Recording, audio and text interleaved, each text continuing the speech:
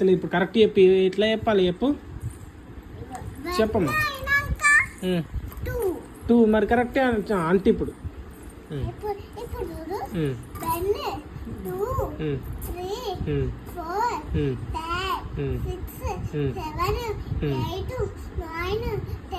ఇట్లనే చెప్పాలి కదా.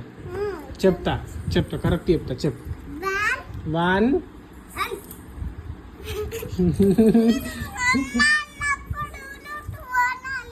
2 అనాలి. అయ్యో కొంచెంలో మర్చిపోయినా మళ్ళా. ఓకే ఇప్పుడు పర్ఫెక్ట్ చెప్పేస్తా. వచ్చేసినాయి. చెప్పు. 1 చెప్పు 1 అయినాక 2 1